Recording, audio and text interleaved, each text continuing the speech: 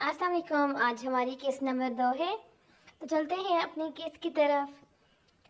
वो हर दफ़ा मुस्कुरा कर माँ बाप को तसल्लियाँ दे कमिटमेंट कर जाती। 1 साल का अरसा यूं ही सामने नज़र आने वाली हकीकतों को जुटलाते गुजरा। दूसरी तरफ अमारा और सिकंदर अमसाल की शादी के 3 माह बाद ही मुल्तान से लाहौर शिफ्ट हो गए थे।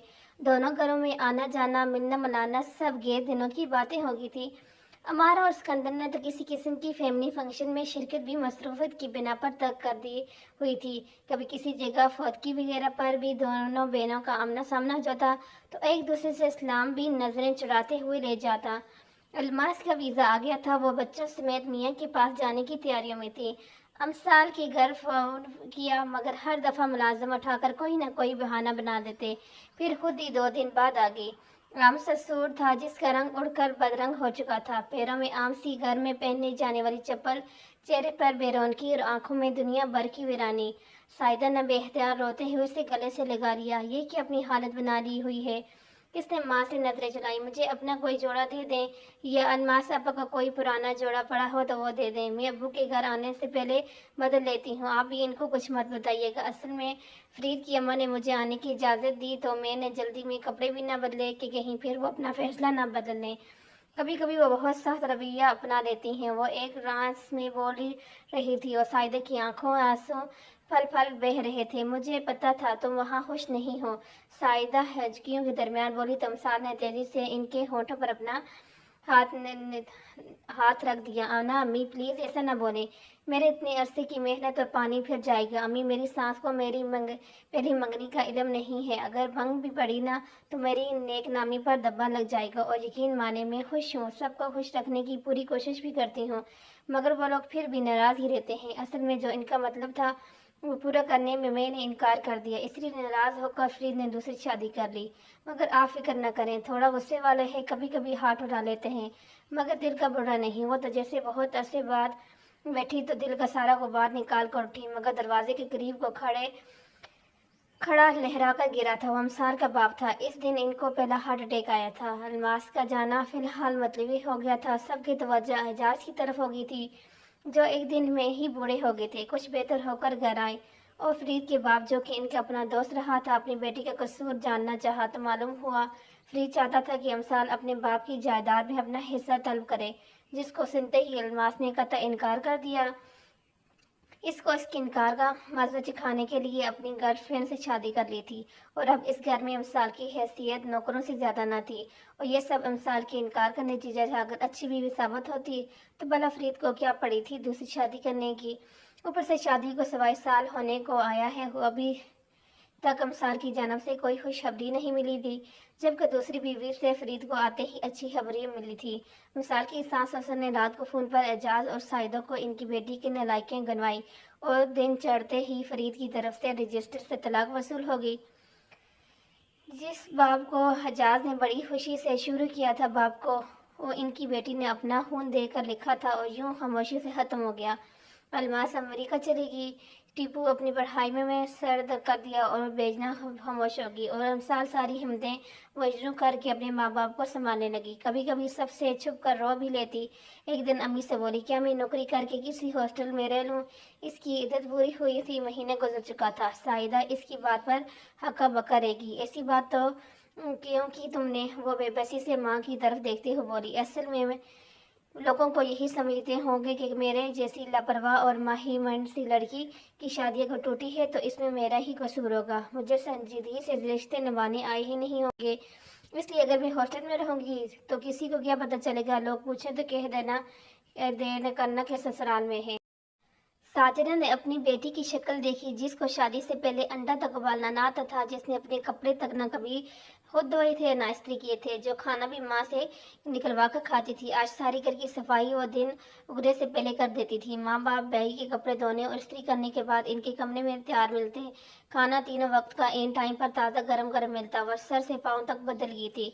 कभी सारा सारा दिन गुजर जाता, इसकी आवाज़ सुनने को न मिलती। साइदा जो है बहुत देर तक इसको एक टिक गौर से देखती रहती तो इनका बाजू खींच कर मतवजा करती। अम्मी आपने जवाब नहीं दिया। साइदा झुक के खड़ी हुई, साथ ही इसका भी बाजू पकड़कर खड़ा कर लिया और میں نے اعجاز کے سامنے کھڑا کر دیا اور بولی، امسال آج میں تمہیں بتانا چاہتی ہوں کہ مجھے تم پر فخر ہے کہ تم میری بیٹی ہو۔ تمہاری شاید وقت غلطی ہم لوگوں سے ہو گئی ہے ان لوگوں کو پرکھنے میں، اور میں تو سوچ بھی نہیں سکتی تھی کہ میری بیٹی اتنی معاملہ فہم ہے، اپنے مسائل خود ہی خاموشی سے حل کرتی رہی، مگر تم یہ بھول گئی کہ صبر بھی ایک حد تک کیا جاتا ہے۔ اچھا ہوا ان لوگوں نے خود ہی طلاق بھیج دی، کیونکہ میرا اور تمہارے ابو کا تمہیں وہاں واپس بھیجنے کا کوئی ارادہ نہیں تھا۔ تمہیں سر جھکا کر شرمندگی کی زندگی گزارنے کی کوئی ضرورت نہیں۔ ایسا تو وہ کریں جو غلط ہیں۔ میری جان، تمہارا تو کہیں کوئی قصور بھی ہے ہی نہیں۔ تم ہاسٹل میں رہنا چاہتی ہو، رہ لو، تمہارے ابو داخلہ کروا دیں گے۔ تم نوکری کرنا چاہتی ہو، کر لو، مگر لوگوں کے ڈر سے نہیں۔ جو بھی کرنا ہے اپنی مرضی اور خوشی کے لیے کرو۔ لوگوں کی ہمتیں کبھی کوئی پرواہ نہیں ہے۔ سائدہ بول رہی تھی اور اعجاز اس دوران خاموشی سے سر جھکا کر کھڑی امسال کا جائزہ لیتے رہے، پھر نرمی سے اسے مخاطب کرتے ہوئے اپنے برابر بیٹھنے کا اشارہ کیا۔ وہ ویسے ہی چپ چاپ ان کے پاس بیٹھ گئی۔ اعجاز نے شفقت سے اسے اپنے ساتھ لے گایا۔ نوکری کرنا چاہتی ہو تب بھی کوئی مسئلہ نہیں، مگر آگے پڑھنا چاہو تب بھی میں تمہارا داخلہ کروا دیتا ہوں۔ اس نے نفی میں سر لایا۔ فرید کی امی کہتی تھی کہ میں بہت کوڑ مغز ہوں، کہیں کوئی چیز رکھ دوں یا یاد نہیں رہتا کہاں رکھی ہے۔ کھانا پکانا کھڑی ہوتی ہوں تو نہ جانے کہاں کھو جاتی ہوں، کہ کھانا جل جائے تو مجھے بدبو تک نہیں آتی۔ اب سچ بتا رہی ہوں، وہ یہ سب باتیں جھوٹ میں کہتی تھی مجھے فرید سے ڈانٹ پڑوانے کے لیے، مگر اب مجھے لگتا ہے کہ اب ان کی کہیں باتیں سچ ہوتی جا رہی ہیں۔ میں اب کام پر اور زیادہ توجہ دیتی ہوں اور پڑھائی تو مجھ سے اب کبھی نہیں ہو سکے گی۔ میں تو نوکری بھی نہیں کر پاؤں گی، کیونکہ یہ دونوں کام ذمہ داریوں والے ہیں، اور اب مجھے نہیں لگتا میں کوئی ذمہ داری اٹھانے کے اہل بھی ہوں۔ وہ لوگ تو لوگوں کی باتوں کی وجہ سے میں نے سوچا نوکری کے بہانے منظر سے ہی ہٹ جاتی ہوں۔ اس کی باتوں نے اعجاز اور سائدہ کے دل پر خنجر چلائے تھے، مگر دونوں ہی اس کے سامنے نارمل رہے، اپنے آنسو اندر ہی اندر پی گئے۔ کچھ دیر خود کو حوصلہ دے لینے کے بعد اعجاز گلا صاف کرتے ہوئے بولے، میں نے کل گھر واپسی پر دیکھا ہے جو پچھلی گلی میں ایک نیا کوچنگ سینٹر کھلا ہے نا، وہاں پر پرائمری کے بچوں کے لیے میتھ کی ٹیوٹر کے لیے ضرورت ہے، اور میری بیٹی کا تو اسپیشل سبجیکٹ یہی رہا ہے۔ میرا تو خیال ہے وہاں جوائن کر لو، کسی غریب کا بھلا ہو جائے گا، اگر نہیں تو پھر بیسٹ آئیڈیا ہے کہ سنت راز میں داخلہ لے لو، نئی دوست بناؤ، گزرتے وقت اور لوگوں کو دونوں کو بھول جاؤ۔ اس نے صاف انکار کرنا چاہا، مگر وہ نہ مانے۔ تم یہ جو وقت گھر پر سارا وقت خاموشی سے کاموں میں مگن گزارتی ہو نا، یہ تمہاری ذہن کو گن آلودہ کر رہا ہے۔ تمہارے پاس اگر کوئی اور آئیڈیا ہے تو بتاؤ، ورنہ یہ 2 مشورے میں نے دیے ہیں، ان میں سے ایک چن لو۔ وہ تھوڑی دیر سنجیدگی سے ابو کا چہرہ دیکھتی رہی۔ پچھلی گلی میں تو قدم رکھنا بھی زمانے بیت گئے تھے، پچھلی گلی کا نام سن کر ہی آنکھوں کے سامنے کہیں یادیں اور چہرے گھوم گئے۔ اس نے دھیمے سے اپنا فیصلہ سنا دیا، سنت راز ایک دن ٹپو کے ساتھ جا کر ساری معلومات لے آئی۔ انٹرنیٹ ڈیزائننگ میں 6 ماہ کا ڈپلومہ کورس کروایا جا رہا تھا، اسی میں داخلہ کروائی۔ مصروف تو پہلے بھی رہتی تھی، اب اور بھی مگن ہوگی۔ زندگی آہستہ آہستہ کسی ڈگر کو چل رہے ہی پڑی۔ فارغ وقت میں ٹپو کی فرمائش پر نئے نئے کھانوں کے تجربے ہونے لگے، فون پر الماس و گرن میں پردے اور کارپیٹ کی کلر اسکیم پر مشورہ دیے جانے لگے۔ سائدہ کی کوششوں سے وہ اس وقتاً کبھی لاڈ سے کبھی سختی سے کھانے کی چیزیں کھلاتی رہتی تھی۔ اب دوبارہ سے چہرے پر گلابی پن چھلکنے لگا تھا۔ اس کے لباس بھی سائدہ خود نہ لا کر تیار کرواتی تو اسے خود ضرورت ہی محسوس نہ ہوتی۔ اس طرح کی چھوٹی چھوٹی کئی اور باتیں سائدہ الماس کے سامنے شیئر کر کے وہ رو پڑتی کہ اب اسے اپنی ہم عمر لڑکیوں کے جیسے بننے سننے کا کوئی شوق نہیں، کوئی چاہت ہی نہیں رہی۔ الماس جواب میں انہیں تسلی دیتی کہ وقت کے ساتھ ٹھیک ہو جائے گی۔ جیسے بھی تھا زندگی پر سکون ہو گئی تھی کہ لاہور سے ایک پتھر آیا اور طوفان ہی اٹھا گیا۔ امارہ اور سکندر نے 3.5 سال بعد ان کے گھر کی دہلیز پار کی، اور ان 3 سالوں کی مسافت 30 سالوں کے برابر محسوس ہوئی تھی۔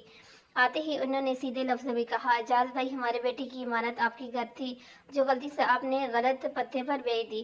آج ہم اسے آپ سے دوبارہ مانگنے آئے ہیں، ہمیں ہاں یا نہ نہیں چاہیے، بس یہ بتا دیں کہ ہم بیٹی کو لینے کس دن آئیں۔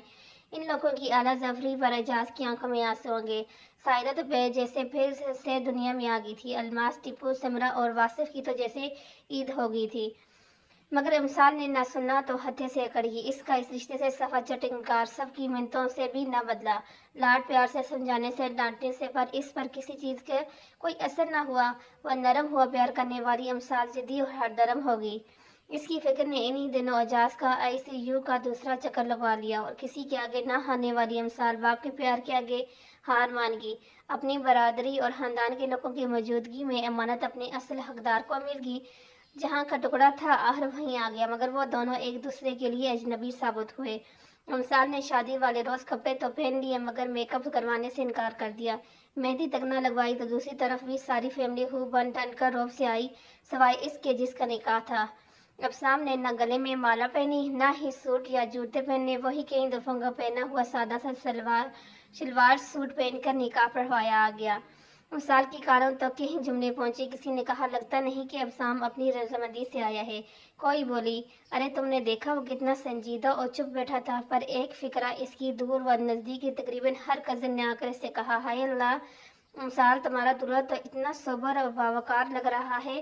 اس صبر اور باوقار نظر آنے والے دلہے نے نکاح کے وقت 1.5 کروڑ کا حق مہر نہ صرف لکھوایا بلکہ اپنی جیب سے حق مہر کی چیک نکال کر نکاح کے سامنے رکھ دیا۔ سارے حال میں منگچوں ہونے لگے۔ جب وہ چیک امثال تک آیا تو توہین کی شدت سے چہرہ خون رنگ ہو گیا۔ جی چاہا بڑے مجمع جا کر اس چیک کے ٹکڑے ٹکڑے کر کے اس کے منہ پر دے آئے، مگر اس سے ایسا نہ کر پائی اور رخصت ہو کر لاہور آ گئی، جہاں اس کا دل و جان سے استقبال ہوا۔ یہ الگ بات ہے کہ دولہا سارے منظر کے دوران سرے سے ہی غائب رہا، پھر بھی امثال نے ایک نظر تک نہ اٹھا کر دیکھا۔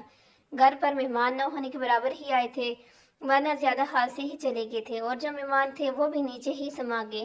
اوپر والا پورا پوشن صرف امثال اور ابصال کے حوالے کر دیا۔ وہ دو کمرے میں بند ہو گئی اور دولہا میاں سیٹنگ روم میں بیٹھے مزے سے CNA پر آنے والی خبریں نامہ دیکھتے دیکھتے وہیں سو گئے، اور 3 دن بعد اپنا بیگ پکڑا اور واپس اسلام آباد ڈیوٹی پر جا کر حاضری دی۔ دونوں کی جو بیگانگی اور لاتعلقی پہلے دن تھی، شادی کے 6 ماہ بعد تک بھی وہ قائم تھی۔ امی چلے نہ پہلے ہی زیادہ کہ صبح سے 3 فوت آ چکے ہیں اور ابھی لینے آنا چاہ رہا ہے۔ میں نے شام تک کی اجازت لی ہے، اور اب اگر اس کے آنے کے وقت میں گھر میں ہونے کے بجائے مارکیٹ میں گھوم رہی ہوں تو ڈانٹ پڑنی پکی ہے۔ امارا نے سر پیٹ لیا۔ سمرا میں سخت تنگ ہوں تمہارے ان کاموں سے۔ 2 دن سے تم جا رہی ہو بازار اور پھر بھی تمہاری چیزیں نہیں پوری ہوئی۔ چڑ کے پوٹ سا تمہارا بچہ الگ پریشان ہوتے ہیں، اوپر سے اس وقت گھر پر آپا اور اعجاز بھائی آئے ہوئے ہیں، ان کو اکیلا بٹھا کر میں گھر سے نکل جاؤں؟ کوئی عقل سے کام لیا کرو، اور ایسی کوئی ایمرجنسی نہیں ہے کہ سب کچھ ابھی ہی آئے۔ جو چیزیں رہ جائیں گی بعد میں ہم خرید کو واصف کے ہاتھ بھیج دیں گے۔ اب جاؤ، جا کر اپنا سامان پیک کرو، پھر زیادہ غصہ کرے گا جب عین وقت پر چیزیں گٹھی کرنی بیٹھو گی۔ ہمارا کی باتوں پر سمرا صبر کی گونڈ بھرتی بولی سامان امثال نے سارا پیک کر دیا ہوا ہے۔ ہمارا کی درویت چڑھ گئے۔ میری بیٹی کی طبیعت ابھی پوری طرح سنبھلی بھی نہیں اور تم اپنے کام اس کے سر پر ڈال بھی دیے۔ سمرا نے ناک سے مکھی اڑائی۔ معاف کیجیے گا مگر آپ کی جو بیٹی ہے نا، مجھے تو کسی کام کو ہاتھ تک نہیں لگانے دیتی کہ جیسے قیامت ہی آ جائے گی۔ ہمارا گہری سانس کھینچ کر رہ گئی، کیونکہ سمرا سچ ہی کہہ رہی تھی۔ سمرا نے ماں کے چہرے پر اداسی دیکھی، اپنی جگہ سے اٹھ کر ان کے پاس آ گئی۔ آپ امثال کو سمجھاتی کیوں نہیں؟ 7 ماہ پورے ہو گئے ہیں ان لوگوں کی شادی کو، اور اس دن پہلی دفعہ بھائی نے براہ راست امثال کو مخاطب کیا تھا، اور اس کا جو نتیجہ ہوا آپ بھی دیکھ لیں۔ اب بالکل ٹھیک ہے، سب کے ساتھ ہنس بول رہی ہوگی۔ ابھی بھائی آ جائیں گے، دیکھیے گا اس کے چہرے کا رنگ ہی بدل جاتا ہے۔ ہمارا نے اداسی سے سر اس باب میں ہلایا۔ میری تو خود سمجھ میں نہیں آتا میں کیا کروں۔ تم ذرا ابسام کا نمبر ملاؤ نا، اس کی تو خبر لو۔ سمرا نے برس سے اپنا موبائل برآمد کیا۔ ابھی تو آفس میں ہوں گے، ہو سکتے ہے فون نہ اٹھائیں۔ سمرا نے نمبر ملایا اور چوتھی بیل پر ہی اس نے فون اٹھا لیا۔ السلام علیکم ہمشیرہ حریت، جو اس وقت کال کی۔ سمرا کے چہرے پر مسکراہٹ دوڑ گئی، کیونکہ وہ اسے ہمیشہ شام کے وقت ہی فون کرتی تھی۔ آپ کی بیگم صاحبہ آپ کے لیے اداس ہو رہی تھی کہ بہت دن سے آپ کے سرتاج کی آواز تک نہیں سنی۔ میں نے سوچا آپ سے ان کی بات کروا کے نیکی ہی کما لوں۔ دوسری طرف خاموشی چھا گئی۔ بات تو وہ کوئی اور کرنے جا رہی تھی، مگر اس وقت امثال کو دیکھ کر شرارت سوجی، جو کہ امارا اور کور سکندر کے پیغام دینے آئی تھی کہ وہ آپ کو باہر بلا رہے ہیں۔ خالہ جانی آپ کو باہر بلا رہے ہیں۔ لائن کی دوسری طرف بھی یہ آواز گئی تھی۔ دھڑکنوں میں کچھ اتھل پتھل ہوئی تھی۔ سمرا نے کچھ بھی سوچنے سمجھنے کا موقع دیے بغیر فون امثال کے حوالے کیا۔ بھابھی، اگر اس گھر کے کسی فرد سے تھوڑی سی بھی محبت ہے تو پلیز لائن مت کاٹیں، ہم سب کا اتنا خیال رکھتی ہیں، ہمیں بھی تو موقع دو اپنے لیے کچھ کرنے کا۔ ان کے روبرو ہو کر بات نہیں کرتی تو نہ کرو، دونوں فون پر تو حال احوال پوچھ سکتے ہو نا۔ भाई तुम भी प्लीज़ फ़ोन बंद मत करना। अपनी बात मुकम्मल करके सिमरन ने अमारा का हाथ थामा। आए अम्मी बाहर हाला लोगों के पास जाकर बैठते हैं। अगले लम्हे वो बाहर निकलकर दरवाज़ा बाहर से बंद कर गई। अमसाल हक्का बक्का अपनी जगह खड़ी रहेगी। जिससे हथेली पर फ़ोन रखा था वो हथेली तर बुरी तरह काँप रही थी। कभी बंद दरवाजे को देखती, कभी हथेली पर रखे फ़ोन को। अचानक फ़ोन की तारीख स्क्रीन रोशन हुई तो सामने वो था। 3 पीस सूट पर सोबर सा हेयर स्टाइल, खूबसूरत चेहरे पर नरमी का तासुर। अमसाल को ये सब मालूम न था कि वो भी इसको देख रहा है। फ़ोन को सामने रखकर कितनी देर तक इसके चेहरे को देखती रही, जो कि बेहिस व हरकत नजर आ रहा था। जब इंसान को यकीन होने लगा कि वो लाइव नहीं बल्कि इसकी तस्वीर नजर आ रही है, तो दूसरी तरफ इसके वजूद में हरकत पैदा हुई। अचानक पीछे कुछ आवाज़ें आई थी, जैसे कोई दरवाजे पर नाक करके अंदर आया हो। अब सामने फ़ोन की स्क्रीन से नज़र हटाकर सामने देखते हुए कहा, यार मेरी मीटिंग ज़रा कैंसिल कर दो, और देखो जब तक मैं ना कहूँ किसी को अंदर मत आने देना। आने वाला जो कोई भी था ये सर कहता हुआ वापस दरवाज़ा बंद करके चला गया। अब एक दफ़ा फिर वो दोनों आमने सामने थे। कुछ देर तक यूं ही खामोशी से तकते रहने के बाद वो बोला, तो लहजा इंतहा की नरमी थी, तुम्हारी तबीयत अब कैसी है? इसने जब्त करने की बहुत कोशिश की, मगर आंसू में बेख्तियार होकर बहते चलेगी। इसके सवाल के जवाब में ढेरों आंसू देती चलेगी। दूसरी जानब इसके चेहरे से ही इसकी बेचैनी झलकने लगी। पहले तो तहम्मुल से इंतज़ार करता रहा कि अब चुप करती है, मगर जब सिलसिला तवील निकल पड़ा तो सख्ती के साथ हुक्म दिया, विशाल अब बस। सुना तुमने मैं क्या कह रहा हूँ? No more women. अमसाल की मजीद शिद्दत से हिचकियाँ बंद होगी। अमसाल ने अपनी लैपटॉप की स्क्रीन पर नरमी से हाथ फेरते हुए इसके आंसू साफ करने चाहे। क्यों कर रही हो ऐसा? थोड़ी देर तक इसको अपनी सुर होती आंखों से देखता रहा, फिर अपनी सीट से खड़ा होकर जैकेट उतारकर कुर्सी की फर्श पर डालकर कफ खोलकर फोल्ड की और टाई की नाइट डीली करते कॉलर के ऊपर बटन खोलता हुआ वापस अपनी जगह पर बैठा। यह सब अमल इस अपने एस्तराब और बेचैनी को कम करने की एक कोशिश में किया था। तभी तुम्हें यह ख्याल आया कि मैं भी गोश्त पोस्ट का बना हुआ एक काम से इंसान हूँ। अमसाल, मैं समझ सकता हूँ कि तुम उदास हो, दुखी हो, जानता हूँ बड़ी आजमाइशें गुजरने पड़े हैं, मगर ये भी तो सोचो जिंदगी ने अच्छा तो मेरे साथ भी नहीं किया। मेरी दोस्त छीन गई, वो लड़की जिसको बचपन से दिल में बिठा गया कि मेरी अचानक से किसी और के हवाले कर देगी। जानती हो, अगर गुजरे सालों में एक रात भी मैं सुकून की नींद नहीं सोया। एक बात पर मुझे लगता है कि मैं पागल हो जाऊंगा। फिर खुद को मलामत करता कि यार एक लड़की ही तो थी, होगी शादी कहीं और, क्या मुझे और कोई लड़की नहीं मिलेगी? और इस मुकाम पर मेरा दिल चाहता था औरतों की तरह ऊंची ऊंची आवाज़ में बयान करके रहूं कि यार मुझे लड़कियों से क्या लेना, मेरी तो वो थी। अमसाल ने इसे दरमियान में टोका, जब तुम आखिरी दफ़ा मुझसे मिले थे तुमने खुद कहा था कि तुम्हें मुझसे कोई इश्क नहीं था, जो दुखी गाने सुनकर रोते रहोगे, फिर तुम्हें तो सुकून की नींद सोना चाहिए था। अफसाम के चेहरे पर खूबसूरत सी नरम मुस्कुराहट फैल गई। वो मेरी गलत फहमी साबित हो, जब तक तुम मेरी करीब रही कभी ऐसा कोई ख्याल जो नहीं आया था। एक दफ़ा दूर क्या हुई, हर तरफ तुम रह गई थी। अब शाम की तो ज़ात ही खत्म हो गई थी। अमसान, मुझे अंदाज़ा तक नहीं था, यकीन करो मैं तो सच भी सोच भी नहीं सकता था कि तुम मेरे अंदर इतनी गहराई तक जड़ें फैलाई हुई हो। और एक टिक इसका चमकता हुआ चेहरा देख रही थी। अचानक अमसान ने जाने किस एहसास के ज़ेर असर परेशान सी हो गई। थोड़ी देर पहले जो अपनी सी लग रही थी एकदम फिर इसके आंखें अजनबी हो गई। वो जो बहुत गौर से इसको पढ़ रहा था फौरन अलर्ट हुआ। मेरी एक दो बातें गौर से सुन लो, फिर मैं तुम्हारे ज़्यादा वक्त नहीं लूँगा। तुम बड़े आराम से जाकर अपने हालू और दूसरे सब रिश्तों की खिदमतें करती रहना। तुम इस रिश्ते से खुश नहीं हो, ये बात अगर तुम ना भी कहो तो तुम्हारे चेहरे पर इतनी वाजिया लिखी मिलती है कि पूछने की ज़रूरत बाकी नहीं रहती। तुम्हें टेंशन का शिकार होने मत हुआ करो। टेंशन क्रिएट करने वाला ये तो मेरी ज़ात ही है ना, क्योंकि बाकी सब फैमिली के साथ तो तुम नॉर्मल हो। एक फ़कत मेरी ज़ात से तुम्हें सब बिखर रहे हैं, तुम्हें ख़त्म कर दूंगा। पहले जब तुमने अपने वालिद साहब के साथ दिया था मैंने कोई एतराज़ तो नहीं किया था। हाँ, थोड़ा सा एहतजाज तो यार मेरा हक था, वरना बकौल शाहिर मैंने खुश होकर लौटाना गवारा किया। समझा तेरी खुशी को मैं अपनी खुशी, मैंने तेरे इशारों का रखा भरम, तूने चाहा जहाँ मैं वहाँ लुट गया। और ये भी शाह ने शायद मेरे लिए ही कहा था, तूने अपना बनाकर नजरें फेर ली, मेरे दिल का सुकून ना रहा लुट गया। मुझको लौटा तेरे इश्क ने जाने जा, मैं तेरे इश्क में जान जान लौटा गया। मैं कल भी खामोशी से एक तरफ हो गया था, आज भी खामोश हो जाऊंगा। बताओ इसमें तुम्हारी परेशानी कम हो जाएगी? तो फिर से रोना शुरू होगी। तब सामने गहरी सांस भर कर रह गया, अगर मैं तुमसे भी अलहदगी ले लूँगी तो अब्बू यही सोचेंगे कि मैंने इनको माफ़ नहीं किया। हालांकि मुझे इनसे सिवाय तुम्हारे साथ शादी कराने के कोई और शिकवा नहीं।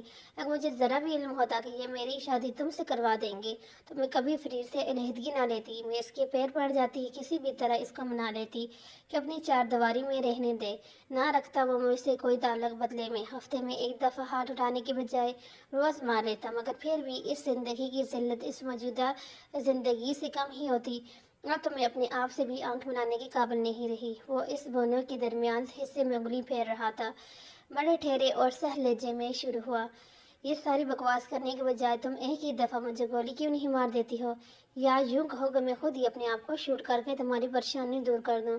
अमसाल इसके चेहरे से हाय फोका धीमे से बोली, ऐसी बातें न करो। जवाब में चिल्ला उठा, ऐसी नहीं तो और कैसी बातें करूं? मेरी बीवी मुझे बोले कि मेरे साथ ज़िंदगी गुजारना इसके लिए जिल्लत का बायस है, तो क्या इस बात पर मुझे फ़ख्र से सीना चौड़ा करके चौक में अपना बुत लगवाना चाहिए कि आने जाने वाले मुझ पर फूलों के हार डालकर गुजरे? अमसाल इसका गुस्सा देखकर गड़बड़ा गई। मैंने बीवी की हैसियत से थोड़ी ऐसा बोला है। इसकी बात पर फट से जवाब आया था, अच्छा तो क्या मेरी गर्लफ्रेंड की हैसियत से इरशाद फरमाया था? वाक़ई से खामोशी होगी। सामने अपने बालों में हाथ फेरा, मेरी एक बात मानोगी, मैं इस वक्त ऑफिस में हूँ, ज़्यादा लंबी बात नहीं कर सकता, और वैसे भी ये मसला फ़ोन पर बैठकर हल होने वाला नहीं है, इसलिए मैं तुम्हारे लिए टिकट करवा देता हूँ, तुम इधर आ जाओ, फिर बात करेंगे। इसकी बात के दौरान ही अमसाल ने नफ़ी में सर हिलाना शुरू कर दिया। मैं हरगिज़ भी वहाँ नहीं आऊँगी। अब शाम के माथे पर तहज्जुब से तेवरी आई।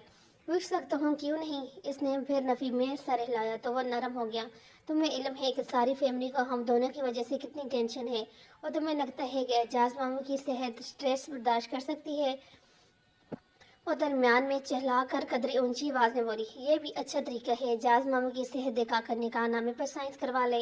एजाज मामू की सेहत दिखाकर आज अपने पास बुला रहे हो, कल को एजाज मामू की ही सेहत दिखाकर बच्चा पैदा करवा लोगे। जज्बाती पन में बोलते हुए अंदाज़ा ही ना हुआ कि क्या बोलगी। मगर दूसरी तरफ शाम के बेहतियार और बेसाख्ता उबने वाले भरपूर के हिक ने शर्मिंदा कर दिया। वो भी हंसता तो हंसता चला गया। और शाम को और कुछ न सूझा तो लाइन ही काट दी।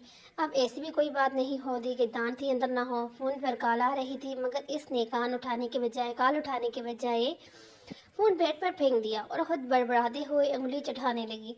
फ़ोन जब बस चीख चीख कर बंद हो जाता तो 2 सेकंड के वक्फे के बाद दोबारा से चीखने लगता। इसने जैसे कान ही बंद कर लिए, फ़ोन वहीं छोड़कर बाहर आ गई। सेटिंग रूम के दरवाजे के पास ही पहुंची थी कि अंदर मौजूद सब अफराद अपनी बातें छोड़ के इसकी शक्ल देखने लगे। इसने तहज्जुब से बारी बारी सबकी शक्लें देखी। क्या मेरे सर पर सींग आ गए हैं? पूछने के साथ ही इसने अपने सर पर हाथ फेरा। सब ऊंचे कह लगा के इसके अपने वालिद का, सबसे ऊंचा कह कि इसके अपने बाप का था, जो इसको प्यार भरी नज़रों से देख रहा था। इनके चेहरे पर चमकती खुशी ने अमसाल को मोहब्बत कर दिया। जहन में सवाल उभरा, क्या वाकई मेरी ज़ात मेरे बाप के लिए इतनी अहमियत की हामिल है? मेरे अफसाम के साथ बात करने से ही इन सब अफराद के चेहरे खिल उठे हैं। अबू ने इशारा करके अपने करीब आकर बैठने को बोला तो वह चलती हुई इनके करीब आकर बैठ गई और अपना सर इनके कंधे से लगा लिया। दुनिया में सब रिश्तों में इससे अपना बाप अजीज था, जो इससे धीमी सी आवाज़ में सहेलियों तरफ पूछने लगा, कुछ बताया तुम्हारे मियाँ ने? कब आ रहा है? अभी फ़ोन पर बात करने से पहले वो यहीं से उठकर अंदर गई थी। तब अबू बड़े संजीदगी से बैठे हुए थे, बल्कि एक अरसा हुआ इसने इनको यूं शरारती लहजे में बोलते नहीं देखा था। बहुत ढेर सारे आंसू चुपचाप दिल की ज़मीन को नीम करते चले गए और वह बज़ाहिर धीमे से मुस्कुराकर बोले, नहीं अबू, अबू वो नहीं आ रहे। इनके चेहरे पर तारीख सा साया लहर आ गया, बल्कि मुझे वहाँ आने का कह रहे हैं। इसी पल वो चेहरे पर फिर से खुल उठा, आंखों में नीमी गुलगी, सारे हाल में आवाज़ें गुजरने लगा। अच्छा, ये तो बड़ी अच्छी बात है, तुम्हारी भी आउटिंग हो जाएगी। यह हालत की आवाज़ थी, जबकि हालू बोले, मैं अभी सीट कंफर्म करवाने के लिए फ़ोन करता हूँ, हो सकता है शाम की ही मिल जाए। समरा बोली, चलो मैं तुम्हारी वार्डरोब से में से अच्छे अच्छे कपड़े निकाल दूँ, और वो जो मेरा ही पेरेट सूट है ना, इसकी फिटिंग बहुत ज़्यादा है, वो भी तुम्हें ढक लेना। अम्मी बोली, मैं और हमार राज के बार की रचकर लगाती हैं, जो भी चाहिए लिस्ट बना दो। वह हैरान परेशान रहेगी, एकदम चलाई, बस सब पर खामोशी छा गई। सच्ची में मुझे इल्म होता ना कि आप लोग मुझे यहाँ से निकाल के इतने खुश होंगे, तो कभी भी अपने मासूम से शोहर को वहाँ नौकरों के ऊपर छोड़कर यहाँ ना रखती। सच्ची कहते हैं बुलाई के कोई ज़माना नहीं। थैंक यू वेरी मच, आप लोगों को कुछ भी तकलीफ़ करने की ज़रूरत नहीं है। वो سیٹ وہ خود کروا کے بتا دے گا، اور میرے پاس لاتعداد جوڑے رکھے ہیں، مزید خرچے کی ضرورت نہیں۔ اب آپ لوگ مجھے اجازت دیں تو میں اپنے کچھ کام کر لوں۔ وہ اپنی بات پورا کر کے سب کو گھورتی وہاں سے جانے لگی تو سمرہ کی آواز آئی، ارے لوگوں، کیا ابھی ادھر جو عورت تقریر کر کے ہٹی ہے، کوئی بتائے گا کہ کون تھی؟ بس فٹ بولا عبداللہ کی نالائق ماں، میں بتاتا ہوں تمہیں کہ وہ تمہاری عظیم و شان اکلوتی بھابی ہے۔ ارے کب بھابی تو لگتے ہی نہیں رہی، اس کی تو منہ میں زبان ہی نہیں تھی۔ واصف نے جیسے بہن کا عقل پر ماتم کیا۔ عبداللہ کی ماں زبان تب تک نہ تھی جب تک ان کا اپنے میاں سے خاموشی کا روزہ چل رہا تھا۔ ابھی روزہ کھل گیا، اس لیے اپنی خیر بناؤ۔ ساتھ ہی حالہ سے مخاطب ہوا، کیا ہے یار بزرگوں، میرے یار کو بھی ساتھ لے آتے، کوئی گاڑی کا پٹرول اس کے ساتھ آنے سے زیادہ تو نہیں لگنا تھا۔ اعجاز مسکراتے ہوئے بولے، نہیں بیٹا، گھر پر بھی تو کسی نے رکنا تھا، تم ایسا کرو نا، واپسی پر ہمارے ساتھ چلو، بلکہ تمہارے دادا کو بھی ساتھ لے کر جانا ہے۔ کپاس کی چنائی ہے ہونی ہے، ڈیرے پر آج کل بڑی رونق لگی ہے۔ دادا اس وقت بولے، میرا پتر میرا بیگ تیار کر دو، آئے سمرہ بھی جا رہی ہے، امثال نے بھی جانا ہے، اور یہ لومڑ واصف کا گرماسی ماسٹر کے ساتھ چلا گیا تو میں گھر پر تمہارے میاں کی سڑی ہوئی